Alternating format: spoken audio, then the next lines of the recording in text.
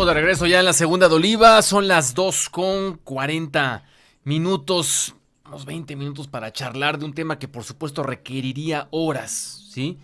El tema de la reforma al Poder Judicial que propone el presidente López Obrador y sobre el cual ha habido diversas manifestaciones de trabajadores, de jueces, de magistrados, están en contra de varios puntos de esta reforma judicial que por cierto ya fue aprobada en lo general en el Congreso Federal. Entonces vamos a platicar de ello.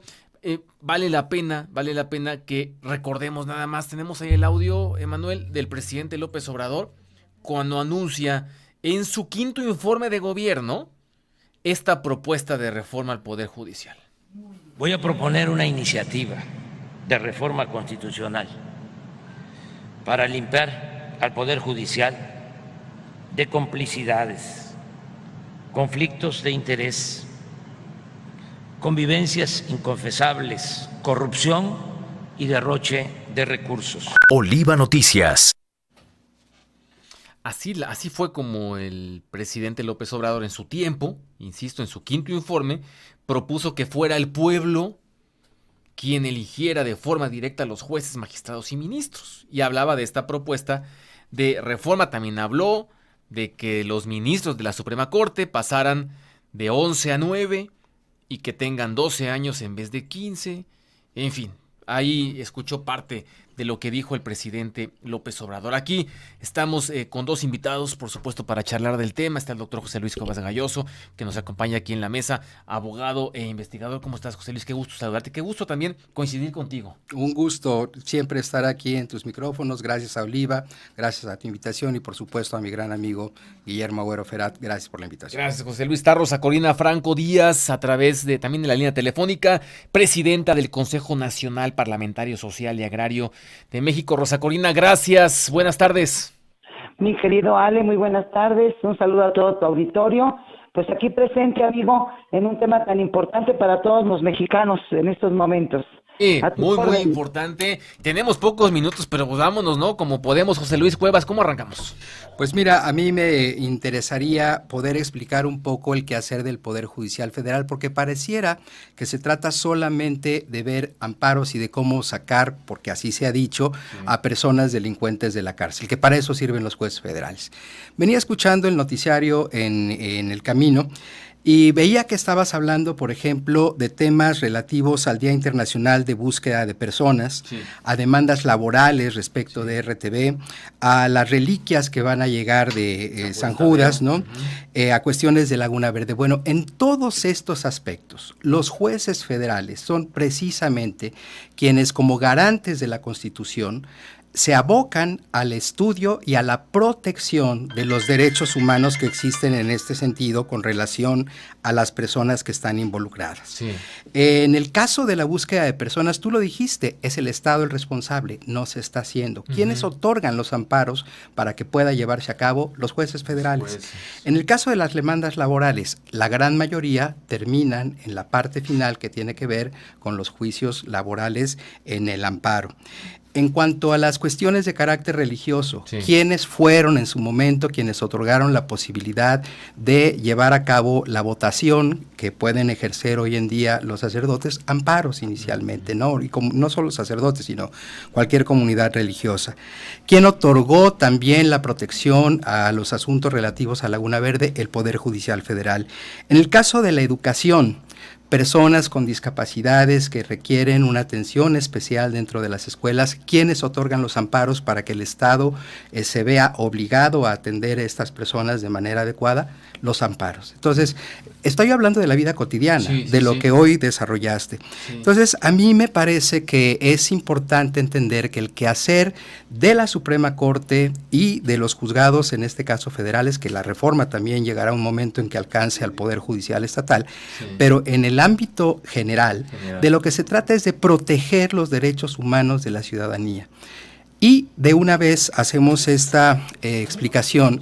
¿Quién puede conocer las leyes, tener la experiencia, poder resolver asuntos que en cada materia requieren sin duda de una especialización para poderlo hacer? y de esto que hoy le llaman la carrera judicial, que no es otra cosa más que la preparación y después sustentar exámenes adecuados para poderlo realizar, sin duda no son los jóvenes que acaban de salir de una licenciatura. Estas personas, por supuesto que aspirarán a hacerlo, y a nosotros nos da un gran orgullo cuando vemos a alumnos o exalumnos que se encuentran en este quehacer y que después de un gran tiempo de estar capacitándose, preparándose, no en ensayo y error, sino con todo el conocimiento necesario, pueden entonces llegar a presentar los exámenes necesarios y ocupar esto. Ahora, que en el Poder Judicial existen personas que pueden ser parientes unas de otras, sin duda puede ser esto, pero se refiere a la capacidad que se demostró. Si tú hubieses tenido un padre comunicador, o yo tuve padres que se dedicaron al derecho, o mis hijos se dedican al derecho, por el hecho de ser mis hijos, ¿con esto se les trunca la posibilidad de un desarrollo? Creo que no. Cada quien va desarrollando sus aptitudes, sus calidades y su posibilidad de desarrollar lo que personalmente se quiera. Entonces, que exista o no corrupción en el Poder Judicial, yo no estoy en el sentido de decir que no existe. Sin embargo, hay formas que están establecidas en la normatividad que se aplican, de hecho, para que cuando una persona comete actos de corrupción sea sancionada e incluso removida, y no solo removida, sino también que pague, que repare el daño causado, ¿no? Entonces, creo que es importante quizá que se refuercen estas circunstancias, que se puedan elegir, como hasta ahora se han estado haciendo, a las personas capacitadas para hacerlo, porque de lo contrario nos veríamos en una problemática grande. Y cierro con esto. ¿Quién en su sano juicio pone a la construcción, por ejemplo, de una casa, en el caso de la arquitectura, a un joven que acaba de egresar? Aunque sea brillante, porque los hay, pero requieren sin duda también una preparación especial, o en manos de un médico. Sí. Necesitas tú una cirugía de corazón abierto. Evidentemente que no te vas a poner en manos de una persona que acaba de terminar la licenciatura, requiere una especialidad, requiere un conocimiento, una experiencia, una expertise de poderlo hacer. Sí. Y cuando hablo de corazón abierto, de una cirugía o de las nuevas técnicas que se utilizan para un cambio de órganos, etcétera, de ese tamaño es la responsabilidad que tienen en sus manos los juzgadores de carácter federal. Por tanto, creo que la capacitación es necesaria, y si después tengo oportunidad de hacer una intervención, hablaremos sobre la elección, en este caso, de los jueces. Sí, ahí vamos a caer, justamente en esa parte vamos a caer, José Luis. ¿Qué tema? Vaya, qué tema en verdad, particularmente porque hemos platicado mucho de él y porque la gente también nos ha preguntado sobre él. Rosa Corina Franco, ¿cuál es tu punto de vista sobre esta reforma judicial que ya se aprobó en lo general? Sí, ya fue aprobada, hay varias, por supuesto, intenciones de modificar algunos puntos, pero ya fue aprobada en lo general. Tu punto de vista, Rosa Corina, por favor. Pues mira, mi punto de vista es gracias. Perdón, mira, mi punto de vista realmente es por las voces de todos los mexicanos. Yo surjo de la voluntad y la representación social principalmente, y pues yo me voy a enfocar a los años que hemos tenido de impunidad, de corrupción, precisamente emanado de ese poder. Ahorita obviamente pues se van a defender, y lo digo así, van a poner todos los argumentos de que vale más la experiencia inclusive que la moral y la ética, ¿verdad? ¿Por qué? Porque bueno, pues hablan de la experiencia. Desafortunadamente han fallado en lo más importante, en los principios que deben ejercer, obviamente, la buena impartición de justicia, etcétera, etcétera. Ese es el cambio que quiere México. México no está señalando ni tratando de quitar, no lo hacemos por el ánimo nada más de quitar posiciones, etcétera, sino realmente de bien elegir. Ahora, en lo que está proponiendo y dentro de los requisitos y dentro de los criterios de elección, están muy fincados perfectamente, de una manera general, de una manera específica, que todos aquellos que van en este momento a candidatear, que es general y que todo el mundo tenemos derecho, obviamente, ¿verdad? Todos los abogados, los que estén, también emanando de las universidades, etcétera, etcétera, pues puedan levantar la mano, puedan candidatearse, ¿por qué no? Al final del día, lo primero en un ser humano, para defender los derechos de otro ser humano, lo debe de hacer principalmente con convicción, con valores, con moral, con incorruptibilidad. El problema de México es la corrupción. El problema de México es la impunidad. Y esa es la escala. Estamos viendo que la presidenta de la Suprema Corte de Justicia ha estado realmente dando salida a aquellos grandes y peligrosos delincuentes tremendos para la ciudadanía, y lo está haciendo de una manera ejemplar para todos los que tienen mucha experiencia. A ver, ¿qué es lo que quiere el México? En México la población es tan sabia que estaba tan necesitada de un cambio, pero de un cambio de la buena justicia, de la no impunidad. Hay magistrados que tienen hasta 82 parientes ahí metidos. Ese es el punto. No estamos hablando de si son buenos o son malos, o tienen experiencia o no tienen experiencia. Estamos hablando de la falta de valores, de la falta de moral que tienen para impartir la justicia, que es lo que ha estado lacerando a la ciudadanía en general en todo México. Tenemos entonces pues delincuentes en la calle. Ese es el punto. La Guardia Nacional hace el esfuerzo, el Ejército Nacional hace el esfuerzo de estar deteniendo a todos aquellos delincuentes que realmente están haciendo delitos impresionantemente en contra de la ciudadanía, los disponen y los sueltan. Entonces, algo está fallando. Algo está fallando definitivamente, y lo que debemos hacer nosotros, lo que van a hacer los mexicanos, ya lo plantearon, ya lo determinaron. A la hora de que votaron la mayoría de los mexicanos y votaron a favor del Plan C, por eso le dieron la confianza nuevamente a este régimen, este gobierno, de poder proponer la reforma que estábamos necesitando muchísimo, las reformas obviamente al Poder Judicial. ¿Por qué? Porque nosotros somos al final del día los que estamos padeciendo todos esos embistes y todas esas malas decisiones de los jueces y magistrados. Ese es el punto. Ahora, está muy específico. Yo no sé por qué se quejan definitivamente y por qué tienen miedo a una selección por parte del pueblo de México. El pueblo de México es sabio, y tan es así. ¿Y a dónde lleva esa sabiduría? A un cambio. Nosotros aquí en México está más que por vivencia, que México está en una situación de impunidad y de falta de justicia. Estamos ante un un Estado de Derecho fallido.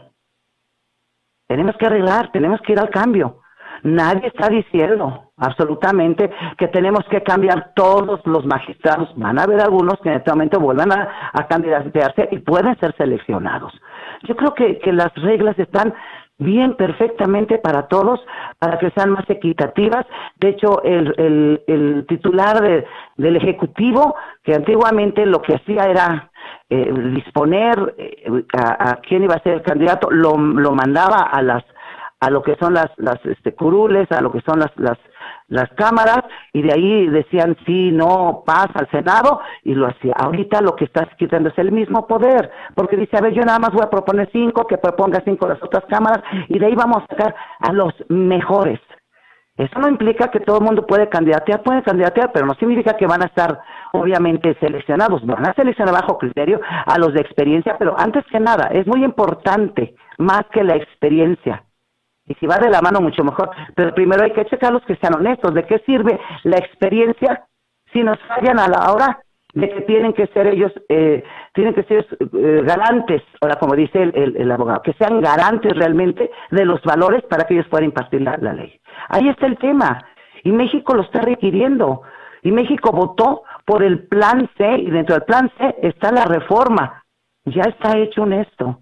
Entonces yo no sé qué tanto están molestos con toda la realidad, qué tanto están molestos, están hablando de tecnicismos, cuando debemos de empezar a hablar de moral, de valores inalienables para la aplicación aquí y en todo el mundo de lo que es la ley y el derecho, para que todas las ciudadanos y ciudadanas podamos nosotros acatar entonces perfectamente ese Estado de Derecho.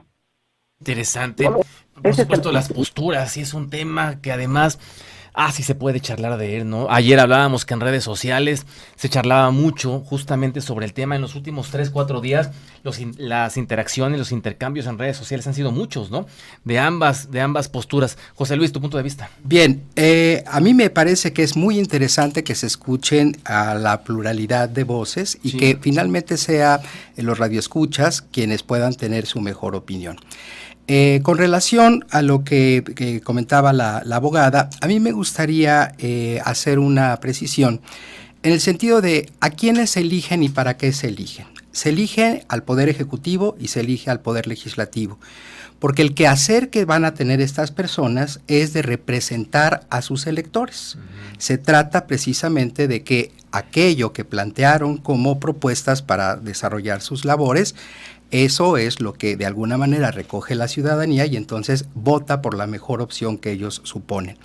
Sin embargo, en el caso del Poder Judicial, no tendría ningún sentido realizar una elección, puesto que se trata en este caso no de programas de trabajo ni de cuestiones de representación. Los juzgadores son impartidores de justicia, no representantes del común. Entonces creo que la elección no sería necesariamente la mejor forma de resolver un problema de corrupción, y menos aún, por supuesto, hablar de una corrupción de forma generalizada. Se habla, como lo acaba de decir la abogada, de un plan C. Las personas no creo que hayan votado por un plan C, votaron para elegir a sus representantes, a las personas que van a tomar las determinaciones. Y con la forma que está ahora estructurada la legislatura, con esta mayoría abrumadora en la cual la plurinominalidad se creó inicialmente para darle representación a los partidos que tuviesen menor número de integrantes, no para nutrir con mayor cantidad a los que tenían la mayoría. Eso fue el espíritu inicial, aunque ese sería otro tema. Sí. Y por último, la parte a la que se trata de la Guardia Nacional o de la Fiscalía, si no se integra adecuadamente, en el caso del derecho penal, una carpeta de investigación, el juez no puede fallar a favor de una persona o en contra de ella si es que no tiene los elementos necesarios. Sí. ¿De quién depende la Fiscalía y de quién depende en este caso la Guardia Nacional? Del Ejecutivo. Creo que ese es el problema que se tiene que resolver, aparte de los demás que tendríamos que platicar en otro momento. En otro momento. Interesante. Rosa Corina Franco, ya prácticamente nos tenemos algunos minutos todavía, por supuesto. Hemos platicado con personas durante estas semanas y nos han dicho que, si bien es cierto, es necesaria esta reforma al Poder Judicial, también hablan de que hay que hacer, hay que reformar, hay que generar reformas y trabajar en las policías, en las fiscalías, para que esto sea integral. ¿Tu punto de vista sobre esto, Rosa Corina? No, esto es definitivo, realmente, porque todo el sistema jurisprudencial en México, todo el sistema que imparte la justicia en México, hay corrupción, y lo sabemos, y no lo sabemos, no es de ahorita, es de años, de gestiones atrás. Entonces, ahorita tenemos la oportunidad de manera directa, el pueblo, que es el mandato soberano, que es el que manda al final del día, porque es el que recibe prácticamente toda la dolencia, ¿verdad?, de esta mala impartición. Entonces, sí debemos hacer los cambios, tanto en todo el Poder Judicial, también, y todo lo que sea necesario. Estamos listos para los cambios que son necesarios. México debe de combatir directamente la parte que nos está doliendo por la corrupción. Esto ya está muy claro, es algo que no se puede ya ocultar, ¿sí? Y no tiene nada de malo que el pueblo de México elija. Ahora, es cierto, los otros dos, los poderes, el Ejecutivo y el Legislativo, son representantes de la ciudadanía en general, pero pues los que imparten la justicia aplicada a la ciudadanía de una manera corrupta, de una manera que no está siendo eficiente, pues también el ciudadano dice, bueno, pues voy a elegir entonces a los mejores, a los no corruptos. Es por ahí el tema es cuestión de valores, el tema es cuestión de que tenemos una carga de corrupción, de impunidad, de injusticia durante muchísimos años. Y nosotros en México, el pueblo de México, el poder soberano que representa y recae en el pueblo, tiene toda la facultad para hacer los cambios. Así lo dice perfectamente el artículo 39 constitucional, que se lea primero, con todo el respeto, donde todo el poder cae en el pueblo. Podemos hacer los cambios que sea necesario. Eso es, y es cuanto. No hay que darle tanta vuelta a esto. Lo que debemos de hacer mejor es hincapié en que hagan las cosas correctas, que pongan las reglas correctas para una buena selección. Eso estoy de acuerdo. Que se vayan con calma, que todas las reglas del juego para poder hacer todos los cambios sean correctos también y en base también a valores y que sea completamente incluyente. En eso estoy de acuerdo. Estaremos muy atentos. Rosa Corina Franco, aprecio nos hayas tomado esta llamada para Estado de Veracruz, para presidenta servirle del Consejo a- Nacional Parlamentario Social y Agrario de México. Rosa Corina, abrazos, gracias.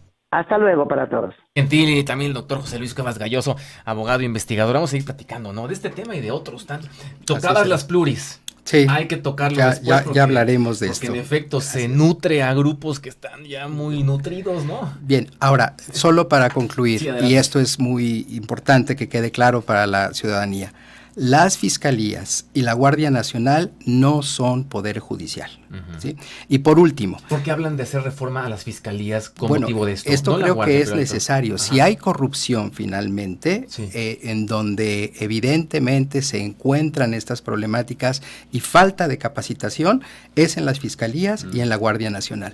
Lo pongo de manera muy general. Un policía que llega a un lugar en donde se cometió un delito debe tomar toda una serie de medidas que no se toman, que no se resguardan, las pruebas, los espacios y demás, y por tanto el juez no está en posibilidad de llevar a cabo una sentencia porque no tiene los elementos para hacerlo. Eso es violatorio del procedimiento. Bueno, Sí. entonces la capacitación y por supuesto la honradez, la ética, etcétera, son cuestiones necesarias no solo en el quehacer judicial, en cualquier quehacer humano que se presente.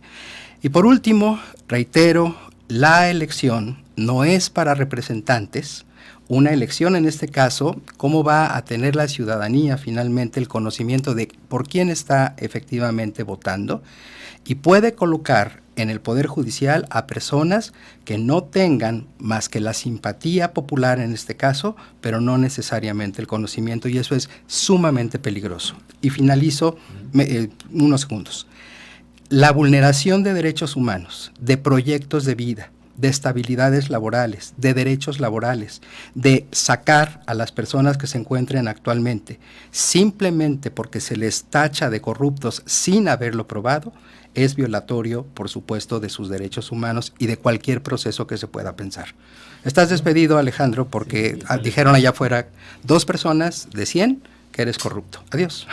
Así de contundente, ¿verdad? Así de contundente. Pues José Luis Cuevas, seguimos, ¿no? Seguiremos. Seguimos platicando. Y te agradezco porque mucho. Sí, hay muchos temas muy importantes. Ya nos vamos, las 3:02. Oiga, antes de irnos, un sismo, magnitud 4.8 al sur de Sayula de Alemán, aquí en el estado. 4.8. Preliminar lo da a conocer el Sismológico Nacional. Sismo de magnitud 5.5, también lo maneja así el Sismológico, al norte de Matías Romero, Oaxaca. Y en Sayula de Alemán, 4.8. Ahí están lo que reporta Sismológico Nacional. 4.8 en Sayula de Alemán y 5.5 al norte de Matías Romero en Oaxaca. Habrá que estar pendientes de las réplicas, ¿no?, que se estén dando sobre este. Quienes han apoyado a las personas que no son atendidas cuando en estas cuestiones el gobierno no lo hace, el Poder Judicial Federal otorga amparos para que se les otorguen apoyo. Ojalá y no haya mucho problema. Ojalá sí. José Luis Cuevas, gracias. ¿No? Gracias a ti. Nos vamos. Irving Alcántara, gracias en los controles. Karina Arriaga en los contenidos, gracias. Emanuel Romero, Edgar Salomón Flores en producción, gracias. Y Jessy Ramírez en redes sociales. Que tenga buena tarde, provecho.